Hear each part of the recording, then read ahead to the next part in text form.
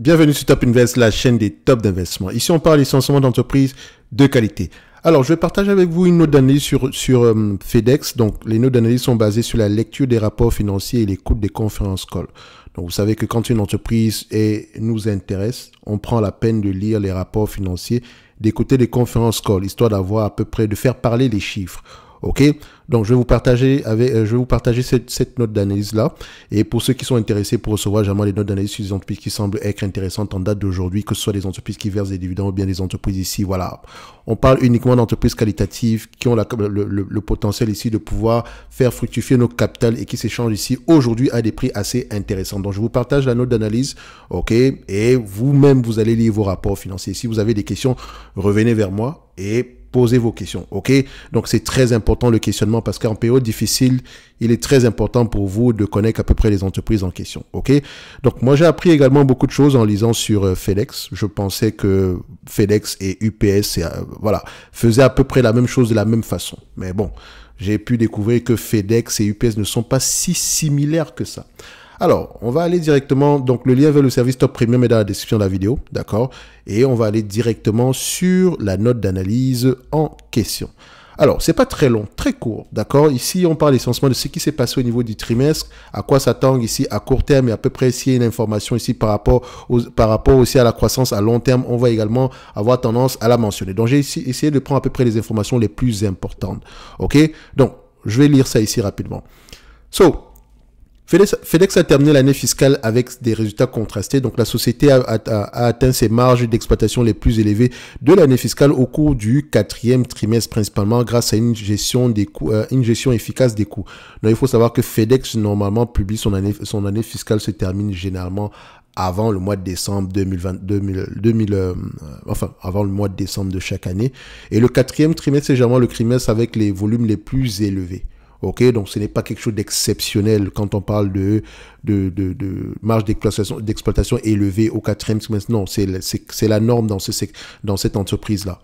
Ok, donc cependant, les déficits persistants de la demande et l'augmentation des coûts ont pesé sur les résultats. Mais retenez bien, les déficits persistants de la demande, d'accord? Donc, la demande ici, le ralentissement de la demande, que ce soit au niveau du e-commerce, etc. Il y a un certain ralentissement ici. N'oubliez pas également que ces entreprises-là ont gagné beaucoup d'argent pendant la pandémie. Ok, donc les volumes étaient assez élevés. Donc, il va y avoir une tendance de normalisation ici pendant quelques temps. Ok, donc on va revenir à une certaine moyenne, comme vous constatez ici, par rapport au mois de mai 2023 ici, excusez-moi. Donc, par rapport au mois de mai ici, son année fiscale se termine au mois de mai. Vous constatez ici que quand on prend le mois de mai 2023, les bénéfices nets de cette période-ci par rapport à la même période en 2019, on voit qu'on a une certaine stabilité. D'accord? C'est une certaine stabilité. Ok? Donc, faites attention, cette période-ci, que ce soit 2021 et 2022, c'était des années exceptionnelles. D'accord? Donc, quand vous allez vous poser la question de savoir, oh, mais elle a baissé ses bénéfices nets, etc. Non. On revient juste à une certaine normalisation des choses. Ok? On continue. Alors, ici, donc, bien que ces effets aient été partiellement compensés par l'amélioration du rendement pour les colis destinés au marché intérieur américain, FedEx Express a enregistré une baisse des volumes mondiaux, mais la réduction des dépenses et l'amélioration des rendements sur le marché intérieur américain ont quelque peu compensé cette situation. Donc, essentiellement ici, la réduction des coûts. Donc, pour lutter contre la baisse de la demande, FedEx Express a pris des mesures telles que la réduction des heures de vol et l'avancement de la mise hors service de certains avions et actifs. Il faut se rendre compte que FedEx a énormément d'avions. Donc, augmentation du prix du pétrole impacte négativement ce segment-là. Et également, elle en a besoin pour son activité, d'accord? Et également ici, généralement, les avions ici, les vieux avions ont tendance à plus consommer que les nouveaux, d'accord? Notamment parce que les nouveaux sont plus efficients que ça. Et quand on réduit les heures de vol ici, c'est une question d'économie, ok?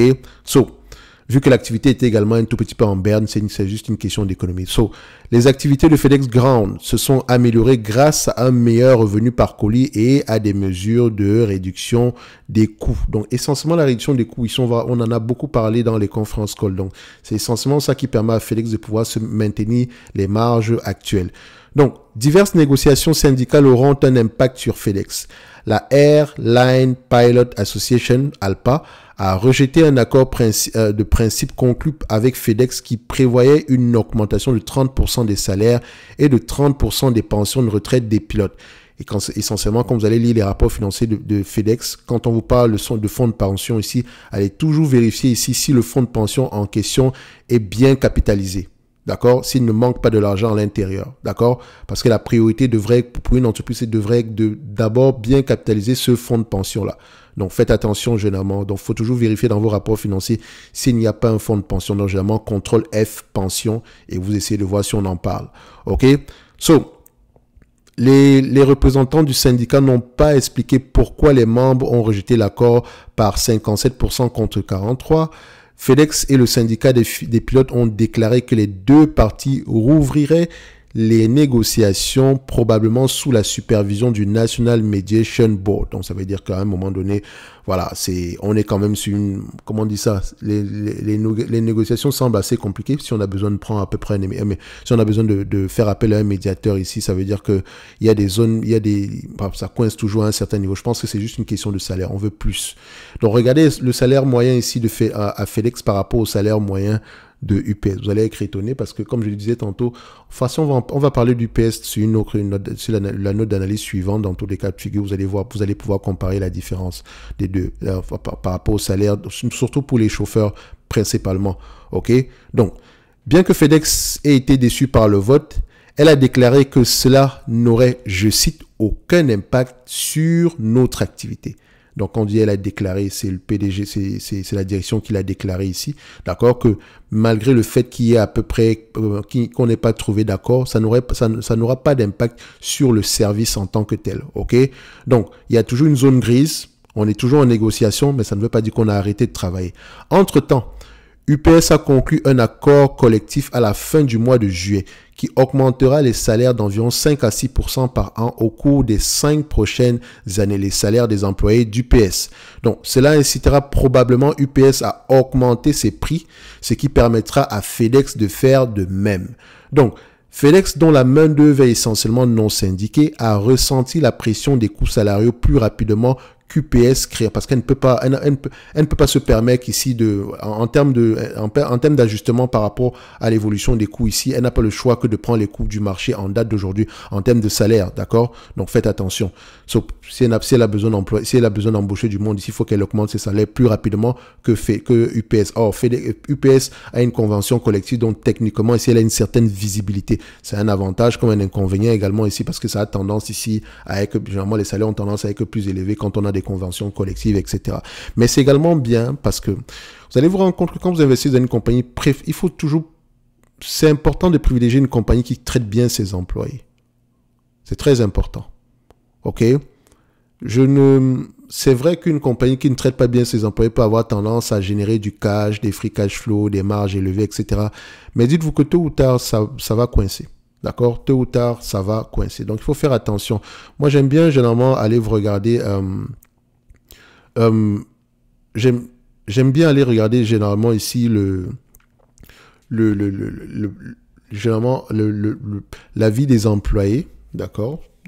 Par rapport aux différentes entreprises dont je vais aller passer du temps sur Glassdoor ou des choses comme ça. C'est important. D'accord? Comme je l'ai dit tantôt, c'est également une métrique comme une autre. Hein. C'est pas parce que les employés ne seront pas heureux que vous n'allez peut-être pas ça sera peut-être probablement un mauvais investissement, mais c'est quelque chose à prendre en considération. OK? Donc, on continue ici. Donc, on a fini ça. Donc, on dit ici que FedEx, dont la main-d'œuvre est essentiellement non syndiquée, a ressenti la pression des coûts salariaux plus rapidement qu'UPS, créant un effet défavorable en 2021 et 2022 qui pourrait se transformer en effet favorable en 2023 et au-delà. Donc, le fait qu'on ait eu une pression au niveau des salaires en 2021 et 2022 ici, ça pourrait être assez bénéfique ici pour 2023 et au-delà de 2023, d'accord? Parce qu'on pourrait se permettre ici d'augmenter les prix. Donc, il faut également mentionner une chose, d'accord? Il y a un concurrent de FedEx, je ne parle pas de UPS, il y a un concurrent de FedEx qui a fait faillite. Et vous allez voir, comme je l'ai mentionné dans une de mes vidéos, FedEx un segment d'activité ici qu'on appelle le Less Than Truckload ici, donc LTL. C'est essentiellement du transport ici de marchandises par camion. Donc, généralement, ici, le transport, je pense à peu près, ce sont des marchandises qui ne remplissent pas un camion entier. Je sais pas combien ils appellent ça, mais je sais que le terme ici, c'est généralement le Less Than Truckload. Donc, c'est un secteur d'activité qui marche très bien aux États-Unis. OK? Et il faut mentionner ici que c'est également un secteur très compétitif. Donc, FedEx est leader dans ce segment d'activité. Vous allez voir ici que les marges sont généralement très élevées. Et vous allez voir ici qu'il y a un concurrent de FedEx, à savoir la compagnie Yellow, avec ses 13 000 poids lourds, s'est placé sous la protection du chapitre 11 de la loi sur les faillites. Cela représente près de la moitié des 25 000 camions que possède FedEx. En tant que leader dans ce domaine, et la liquidation devrait, donc FedEx en tant que leader dans ce domaine, bien sûr. Donc, et la liquidation de Yellow devrait, en fin de compte, profiter à l'activité de fret de FedEx. Enfin, quand on parle de liquidation ici, si Yellow décide d'aller en liquidation, parce que là, si on parle de faillite présentement, maintenant, la liquidation, il y a de fortes chances qu'on aille vers une liquidation, donc en cessation d'activité totale. Mais voilà, on n'est jamais à l'abri ici de quelqu'un qui voudrait reprendre le business à peu près, d'accord? Donc, ça peut être un avantage pour FedEx ici parce qu'il y aura peut-être un ralentissement au niveau de Yellow. Et quand il y a un ralentissement dans ce segment-là, ça pourrait avoir ça pourrait avoir un impact positif ici au niveau des volumes pour FedEx. Dans tous les cas de figure, vous allez voir que UPS a souffert de tout ce qui concernait ici le manque d'entente ici au niveau de la convention collective pendant une certaine période. Ils ont trouvé un accord, mais pendant qu'il y avait à peu près ce ralentissement, ce flou-là, d'accord, ce qui s'est passé, c'est qu'il y a certains volumes qui ont été qui détournés vers FedEx. Qu'on dit détournés, pas dans le sens du vol, mais genre certains clients ici ont préféré faire affaire avec FedEx. De toute façon, on va en parler ici avec UPS. Donc, dans l'ensemble ici, FedEx, semblerait-il que l'entreprise ici soit à peu près, il y a à peu près de certains vents favorables ici pour cette compagnie ici dans les mois à venir. Donc maintenant, par rapport à l'évolution, on va se dire que c'est un business qui aura tendance à se négocier entre 17 et 20 fois les bénéfices. OK? Donc si on se fie même à 17 fois les bénéfices, admettons qu'on se met là, elle a également assez de dettes ici, donc il faut faire très attention. Il faut également questionner ici la politique ici de remboursement par rapport à cette dette-là. Parce que quand on regarde les bénéfices nets ici, il faut également mentionner qu'il y a une dépense en capital assez élevée. OK, vous allez voir ici que les free cash flow ont tendance à être plus élevés sur les dernières périodes, mais avant ça, ce n'était pas vraiment, elle n'a pas tendance à avoir des net income équivalents à ses free cash flow parce qu'elle reste toujours en croissance. OK? Donc, si ça vous parle, sachez également qu'il y a ce type de risque-là. OK? Donc, c'est également une entreprise qui investit encore massivement dans son infrastructure.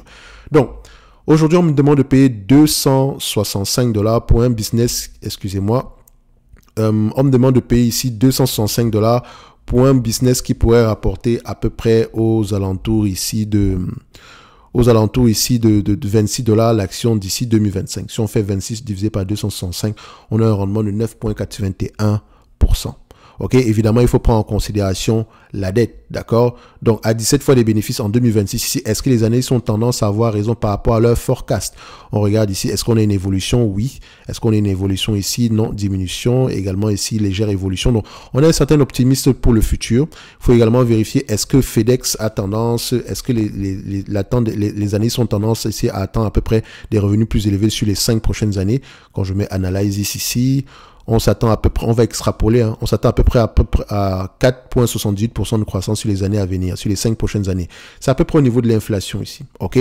Allons-y, mais 4,78%. D'accord? Estimate. Je mets ici 4,78. Non, je vais mettre ça ici. Voilà. Voilà. Donc, si on se négocie à 17 fois les bénéfices, on pourrait s'attendre à peu près à du $20,79. Attendez, est-ce que c'est bien ce que j'ai marqué ici? Parce que là, on était à $26 à cette partie-ci, si je ne me trompe pas. Oui, on était à 26 en 2026, d'accord. OK, je vais remettre ici, forecast, voilà, $26. Donc, si on prend le custom ici et qu'on reste au niveau de l'estimation, parfait, c'est ce que je recherche, et on est à 4,68, ça reste une estimation 4,68, je peux mettre à 4,5, ça ne dérange pas, je ne cherche pas la précision. Donc ici,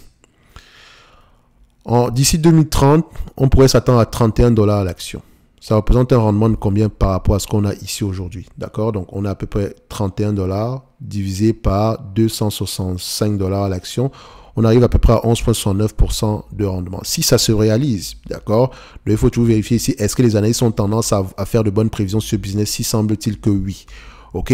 Donc, je pense que c'est un business qui est bien ici positionné pour le long terme. Donc, quand on parle de e-commerce, etc., c'est, voilà, on parle en même temps ici de logistique. Et FedEx est très bien positionné. Même si Amazon a démontré qu'elle pouvait se passer de FedEx et d'UPS dans une certaine mesure dans certaines zones ici. Donc, on peut se dire que n'empêche que Amazon, ce n'est pas tout le e-commerce américain.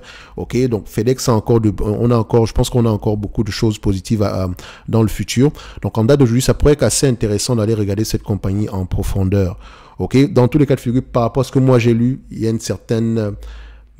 y a des risques présentement, mais également les points positifs sont plus élevés que les points négatifs. OK? Donc, si ça vous intéresse, allez lire les rapports financiers en profondeur de FedEx. Ne vous fiez pas uniquement à ma note d'analyse ici. Allez-y écouter les conférences call et faites-vous vos propres avis. Si vous avez des questions, n'hésitez pas à nous les poser dans le service Top Premium. Je rappelle que le lien vers le service Top Premium est dans la description de la vidéo. N'oubliez pas, par rapport aux dividendes, je n'en parle même pas parce qu'il est safe. OK? Nous avons un business qui peut vous rapporter à peu près 5,83% en date d'aujourd'hui si vous distribuez la totalité des bénéfices nets de 2023 en dividendes. Or, on s'attend à peu près à près de 10% ici d'ici 2026. Donc, techniquement, on peut se dire qu'on a les moyens de payer le 1,9 ici. Il y a de grandes chances que le dividende continue à croître ici. Sur les dernières années, ce dividende-là, il est croissant on a à peu près une quinzaine de pourcents en moyenne. OK? Donc, je pense qu'il y a de grandes chances qu'il continue à croître. Bref, je ne sais pas dans 10 ans à quoi ça va ressembler. J'évite toujours de faire des prévisions par rapport aux dividendes ici parce qu'à la fin, ce n'est qu'une politique d'allocation du capital et ça découle ici des bénéfices nets. Pour moi, la priorité de FedEx serait d'abord de voir à peu près comment est-ce qu'elle peut faire pour gérer ce niveau de dette là. Et quand on regarde la dette nette ici par action, nous avons combien? Nous avons à peu près aux alentours de 123 $ de dette nette par action.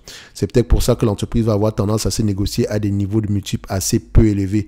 D'accord? Donc, si on prend à 17 fois les bénéfices ici, on sera à peu près à 442 $ l'action. Excusez-moi, 442 $ l'action. 442. Moins la dette nette ici, on était à combien pour la dette nette? Moins la dette nette aux alentours de combien?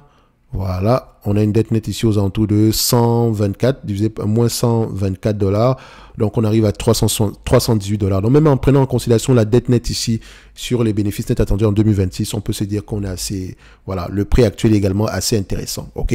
L'entreprise est bien remontée depuis le mois de septembre 2022 ici, mais je pense qu'il y a encore du potentiel de croissance ici. Je pense que en termes de croissance ici, je pense qu'il y a une croissance ici à long terme, d'accord? Il y a une croissance implicite ici à long terme, notamment par rapport au développement ici du e-commerce. OK? Et je pense que FedEx est bien positionné ainsi que UPS. En tout cas, si ça vous intéresse, lisez vos rapports financiers, écoutez les conférences call. OK? Et pour ceux qui veulent aller plus loin, on vous attend dans le service Top Premium. Merci.